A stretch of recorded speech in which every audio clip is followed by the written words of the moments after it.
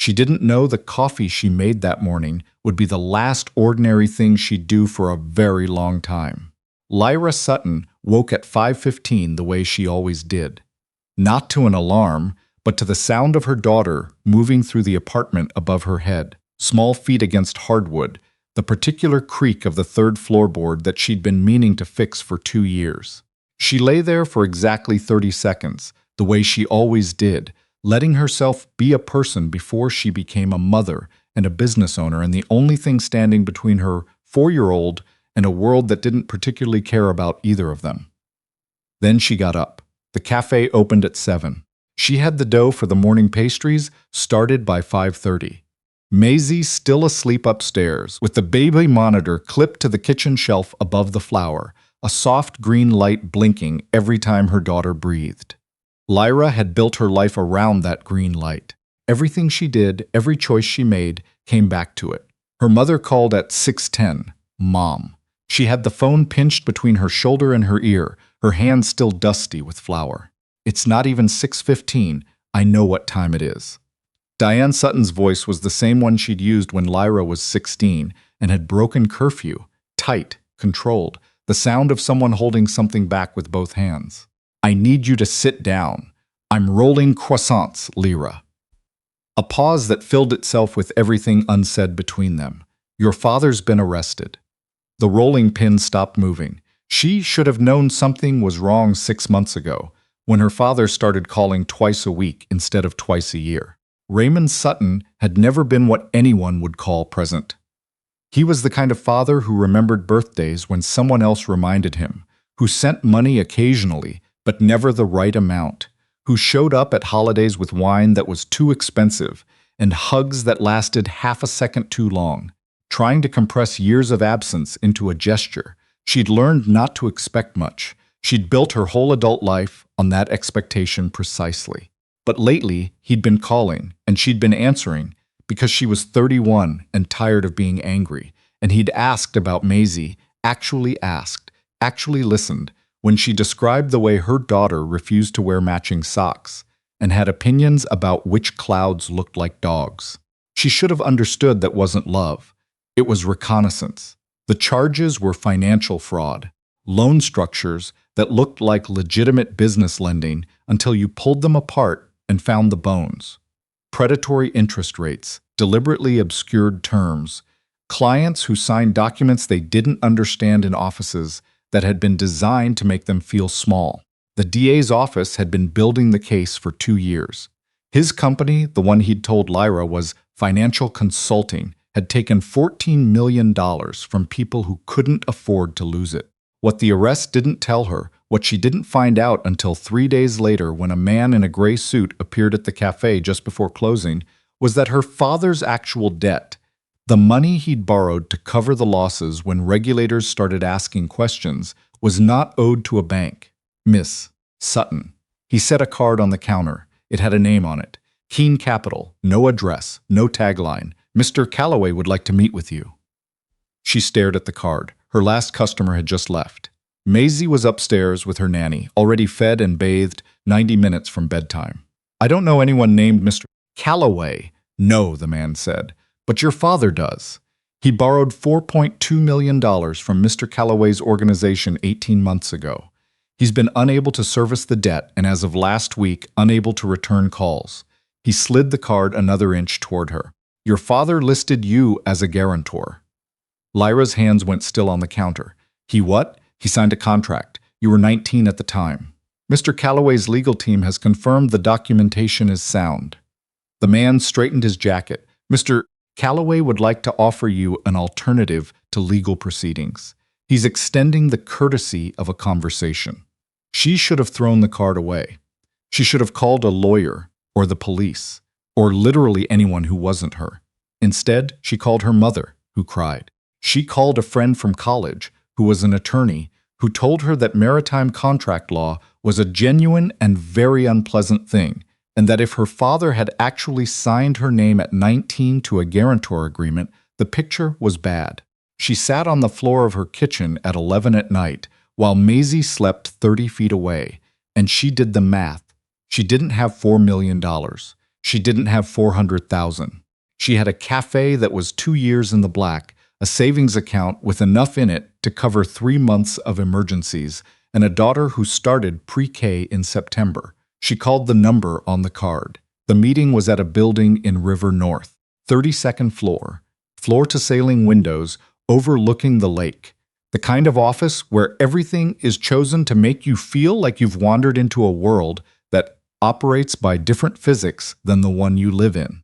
Lyra wore her nicest blazer, which was still the kind of blazer a person bought at a department store sale.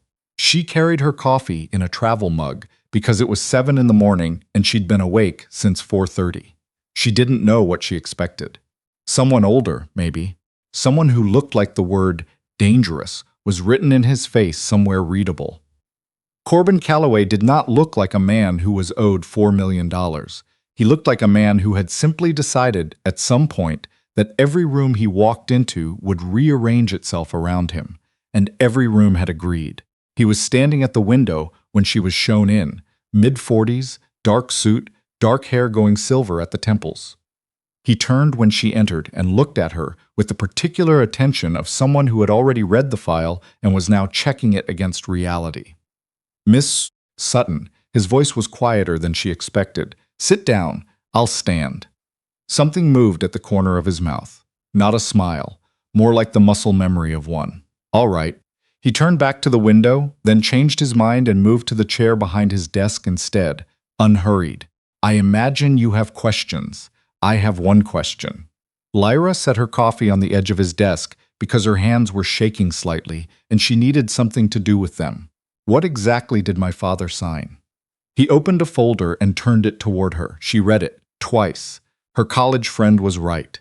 The document was real, the language was clear, and the signature at the bottom was her father's, notarized by someone she'd never heard of, dated 8 years ago when she was a student at Northwestern, working 20 hours a week at a coffee shop to pay for books. She'd been used as collateral before she'd graduated. "I didn't know about this," she said. Her voice came out even, which surprised her. "I know." Calloway leaned back in his chair. "I'm not here to punish you for your father's decisions. Then what are you here to do?" He was quiet for a moment, the kind of quiet that has weight. "I have a business problem," he said finally. "A specific one. There's a merger I'm finalizing. Significant acquisition requires regulatory approval across multiple jurisdictions. The process would be simplified considerably if I were navigating it as a married man. My lawyers are very good.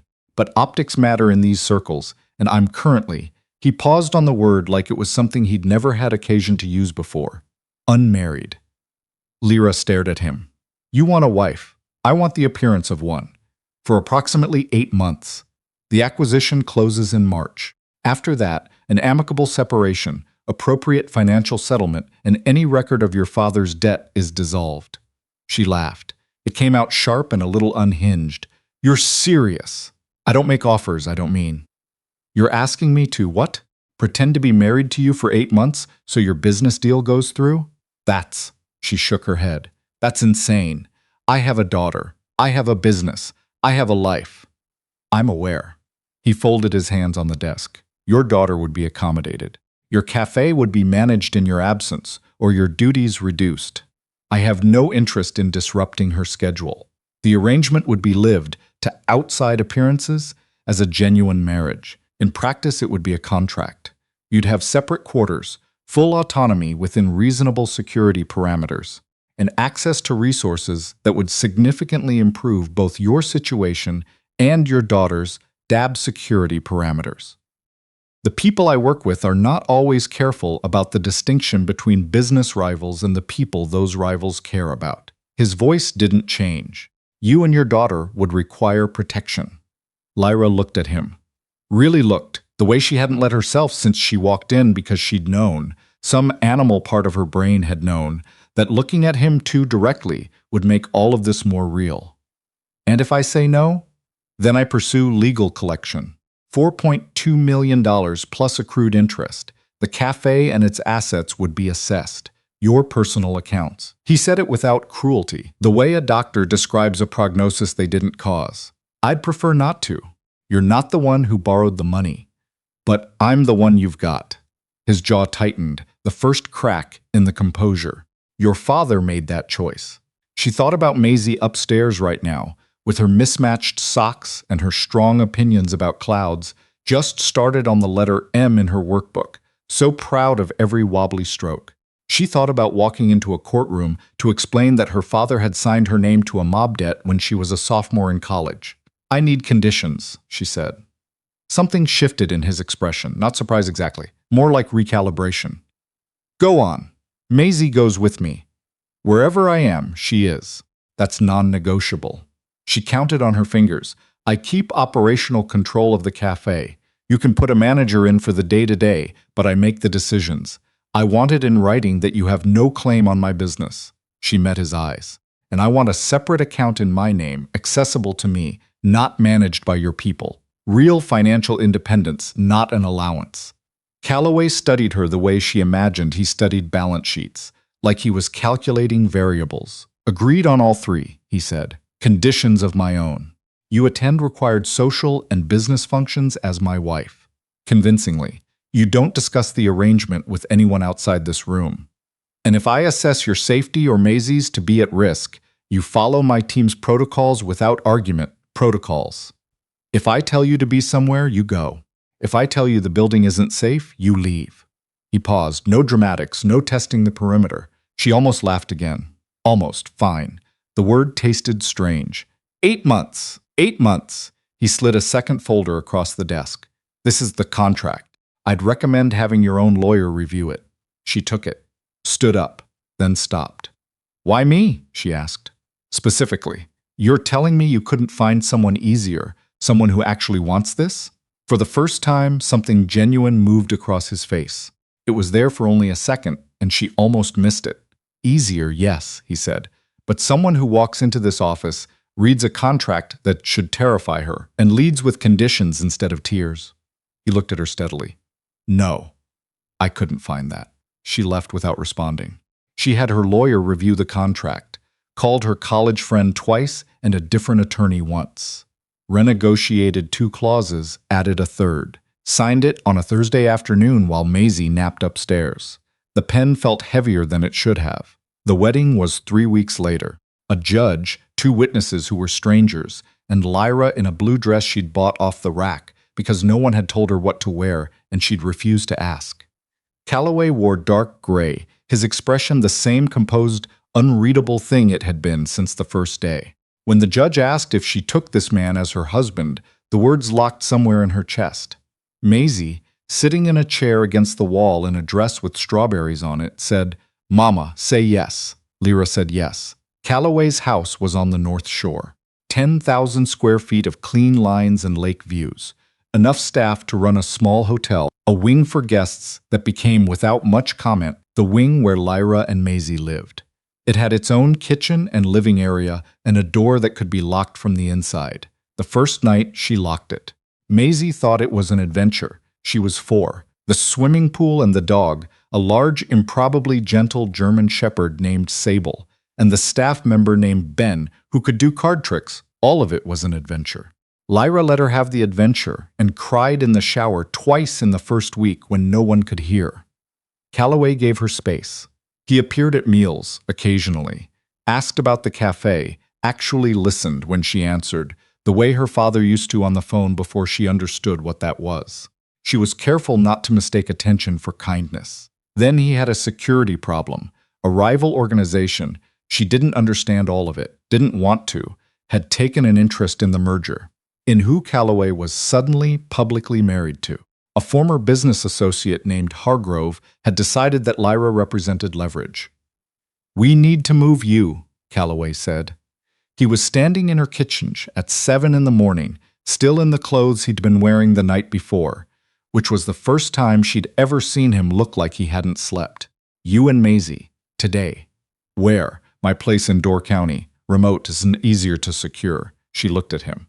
"How serious is this?" "Serious enough that I'm asking instead of telling." He met her eyes. "Which is new for me." She packed in 40 minutes. Maisie thought they were going on a trip. The house in Door County was everything the North Shore house wasn't. Small, old, on a bluff above the water. The kind of place that had a fireplace in every room and smelled like wood smoke, even in summer. Lyra found herself exhaling for the first time in weeks. His head of security, a woman named Torres, who had the vibe of someone who'd seen worse and wasn't impressed by it, stayed on site. Calloway stayed too, which she hadn't expected. "You don't have to be here," she said, the second evening. Maisie was in bed. They were in the kitchen. She was making tea. It was the most ordinary domestic scene imaginable given the circumstances. "I know." He sat at the table. There was something different about him here, away from the North Shore and the office and the composed authority of his regular life. He looked like a person. Then why? He was quiet for a moment. "Because I put you in this situation, and because I find myself," he stopped. Started again, uncertain about leaving. She poured the tea and set a cup in front of him without deciding to. "Uncertain," she said. "It's not a feeling I'm accustomed to." She sat down across from him. Outside, the lake was making the sound it made at night, something low and continuous and indifferent to all human problems. "Tell me something true," she said. "Something I don't already know." He looked at her for a long moment. "I've known about your father's situation for longer than I told you," he said. "I've had the file for 3 years. There were other ways I could have handled the debt. Legal avenues. I chose this one." He set his cup down. "I saw you at a conference 2 years ago. Your father introduced us. You were there doing a talk on community business development, and someone in the audience tried to challenge your methodology, and you—" He stopped again, like the memory had weight. "You were very certain. About what you'd built. About what you knew. I'd never seen anyone more certain about something that mattered." Lyra's hands went still around her cup. "You engineered this," she said quietly. "I accelerated certain things. Yes, my father's financial collapse. Your father made his own choices. I provided circumstances." She stood up. Her chair scraped the floor. "You arranged for my father to get into debt with you specifically, so you could use it. So I could have a reason to approach you." "Yes." He didn't look away. "I knew a direct approach wouldn't work. You would have said no." "I'm saying no right now." Her voice came out flat. "Dead. Inside this arrangement I cannot leave. So I'm saying no from inside a trap you built, Lyra. Don't." She held up her hand. "Don't explain it. Don't justify it. Just don't." She went to bed. She did not sleep. The next morning, Torres appeared at her door before 6. "We have a problem." Her voice was controlled, but her eyes weren't. "Hargrove made a move last night. North Shore house. It's a mess. No one was hurt, but they were looking for you." Lyra felt the cold move through her from the outside in. "Maisie's okay? She's asleep. She doesn't know anything." Torres looked at her steadily. "Calloway wants to talk to you. When you're ready." She wasn't ready. She went anyway. He was on the back porch with coffee, looking at the water, and he turned when she came out, and whatever was in his face wasn't the composed thing she'd gotten used to. It was older than that. Rawer. "I know you're angry with me," he said. "That's an understatement." "I know." He put his coffee down. "Everything I told you last night is true. The manipulation was real. I knew what I was doing. I'm not going to tell you it was anything other than what it was." He looked at her. "And I'm also telling you that somewhere between the contract and right now, it stopped being strategy. That's convenient. It's inconvenient, actually. Considerably." He looked out at the water. "You are the most inconvenient thing that has ever happened to me, and I've been in this business for 20 years. Lyra should have walked back inside, should have packed Maisie's strawberry dress and her workbook and gotten in a car and driven until the arrangement couldn't reach her. Instead, she stood on the porch in the early morning cold and looked at a man who had broken her life open by design and felt, against every instinct she trusted, that he was telling her the truth. "I want to know everything," she said. "The actual debt structure. How deep Hargrove goes, what your plan is. Not the version you give your lawyers. The real one." He looked at her for a long moment. Then he said, "All right," he told her. It took an hour and most of the coffee.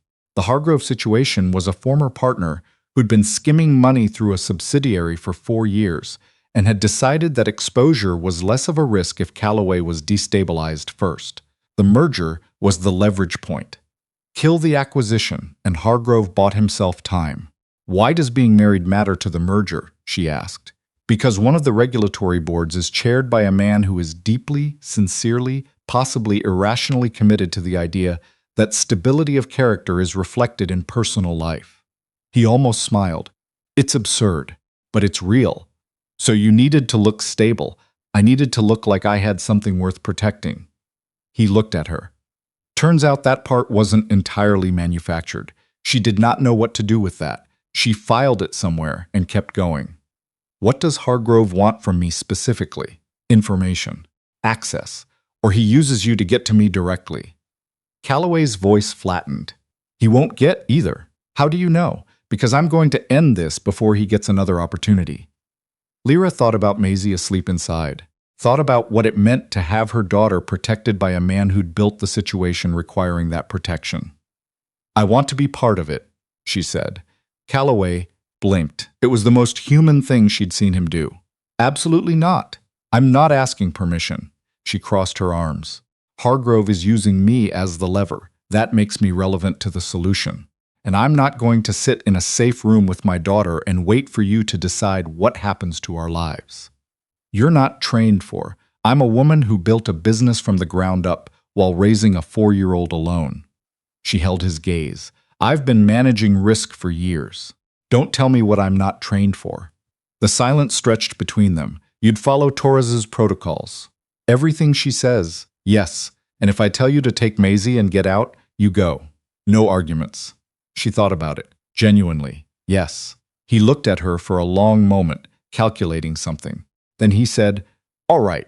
What she didn't know until later was that the plan also depended on finding out who on the inside was feeding Hargrove information. The breach at the North Shore house had been too precise. Someone had known their movements. The answer came from Maisie, not directly. But she'd been asking Ben, the staff member who did card tricks, about the dog, and Ben had said something about Sabol being restless last week, before the bad people came, like he'd known. And Maisie had told Torres, because Maisie told Torres everything, having decided Torres was her favorite person after Lyra. Ben had been on Calloway's staff for 7 years. He had a family. He had a gambling problem. Calloway hadn't known about, and Hargrove had known about for 2, and that was all it had taken. When they confronted him, Calloway let Lyra be in the room. She hadn't asked. He'd told Torres she should be there. She didn't know what to make of that. Ben folded within 10 minutes and gave them everything. The location of Hargrove's next planned move, the contacts within the regulatory board he'd been cultivating, the financial trail that would bury him if it reached the right people, which it did within 48 hours because Calloway's lawyers were exactly as good as he'd said they were. Hargrove was arrested on a Tuesday. The charges were enough to keep him occupied for years. Lyra was in the café when she got the call. She'd gone back the previous week, back to the flower and the green light and the morning rhythm that was the most honest thing she knew. Maisie was in the back corner that week, the one she'd unofficially claimed, doing the letter N with great concentration. Calloway called. Not his assistant. Him. It's done, he said. She leaned against the counter. All of it? The acquisition board meets in 6 weeks. Hargrove's counsel has already reached out to discuss a settlement on the civil side. A pause. You held your end of the arrangement. She understood what he was saying. The 8 months weren't up yet, but the reason for them was gone. He was giving her an out. She looked at Maisie in the corner, tracing N for November, for no, for not yet. I know, she said. I'll need some time to think. Another pause. Longer. Take whatever you need, he said. She thought about it for a week. She drove Maisie to the park and pushed her on the swings and watched her daughter fling herself at every physical challenge with the complete lack of self-preservation instinct that 4-year-olds are blessed with.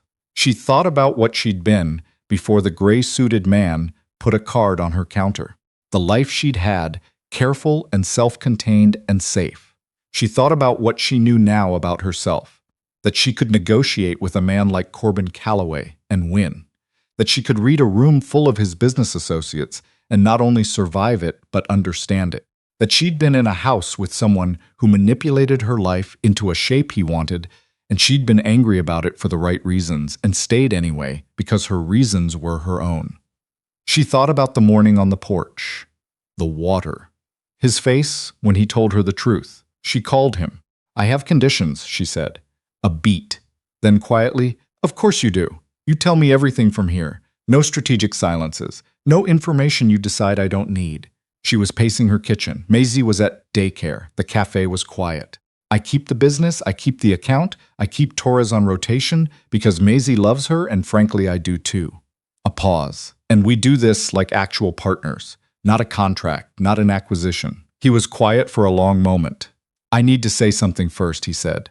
Then say it. What I did, the deliberate structuring of your father's situation, I don't have a justification for it. I wanted something and I took a path that was wrong. I knew it when I did it. His voice was measured, but underneath it something wasn't. I can't undo that. I won't pretend to be someone who's capable of operating outside what I am. But I am capable of operating differently than I have. A pause. With you. She'd expected more justification, more of the careful calibrated thing. Not this. That's an incredibly uncomfortable thing to believe, she said. I know. I'm going to be watching for it constantly. I'd expect nothing less. She stopped pacing. Stood in the middle of her kitchen, one hand on the counter, the sound of the neighborhood filtering in through the window. Ordinary, specific, hers. Okay, she said. There was a sound on the line that might have been relief. She'd never heard that from him before. They didn't have another ceremony. They didn't need one. What they had instead was slower. Sunday mornings at the café. Maisie explaining to Calloway very seriously why the chocolate croissants were superior to the plain ones, while Calloway listened with the focused attention he gave everything, and said she made a compelling argument. Evenings where they sat on opposite ends of the couch, reading different things. The gradual migration of things from the guest wing into the rest of the house. The morning VZ Maisie called him Corbin out of nowhere, and then looked up to check if that was okay, and he'd said yes like it was the simplest thing in the world. Lyra watched him learn to be present in a life that wasn't built around strategy. It wasn't graceful. He was a man who defaulted to control and had to catch himself, consciously, regularly. She was a woman who defaulted to independence and had to learn that needing help wasn't the same as losing. They were both better at pointing out the other's patterns than at interrupting their own. But they were doing it, together. The merger closed in March.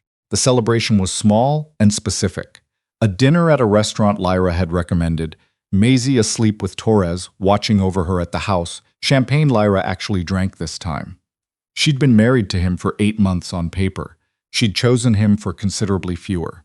Any regrets? He asked. She thought about the card on the counter, the 32nd floor, the blue dress off the rack, the porch in Door County. About which part? Any of it. She turned her glass slowly. I regret that my father made me the kind of woman who was available to be leveraged. A pause. I don't regret who I became on the other side of it. He looked at her. Who did you become? Someone who can negotiate with you and win. You do win, consistently. I know. She smiled at him. That's my answer. His hand found hers on the table. He didn't say anything else, which was, she'd come to understand, the version of him that was most honest. The things he didn't say were the things he meant. A year later, the Sutton Calloway Foundation offered its first round of small business grants, $10,000 each, to 12 business owners in Chicago's southeast neighborhoods who'd been targeted by predatory lenders. Lyra ran the selection process herself. She knew what she was looking for, the person who sat down across from a table that was supposed to make them feel small and led with conditions anyway. Maisie was 5 by then, in kindergarten, an authority on the letter N. She had her own desk at the cafe, in the same corner she'd always used, and the regulars all knew her name and her opinions about croissants. One morning, Lyra was rolling dough at 5:30, the green light blinking steady above the flour, when her phone lit up on the counter. Calloway. She picked up before it finished ringing. It's 5:30, she said. I know. His voice had the sound it only had when he wasn't performing composure, when it was just him. I wanted to hear your voice before the day started. She looked at the green light, at the flour on her hands, at the life she'd built from a card on a counter and conditions, and the particular stubbornness of a woman who refused to let someone else write her ending. You could come down, she said. I'm making croissants. A pause. Then, the chocolate ones? Maisie's already made her case to me this morning. I'll be down in 5 minutes. She put the phone down, kept rolling. Outside, Chicago was waking up in the particular gray-pink way it did in April, and above her head the third floorboard creaked, her daughter, awake, starting the day with her whole self the way she always did. Everything Lyra had, she'd built or chosen or negotiated for. Not one piece of it had been given, and that, she'd come to understand, was exactly what made it hers.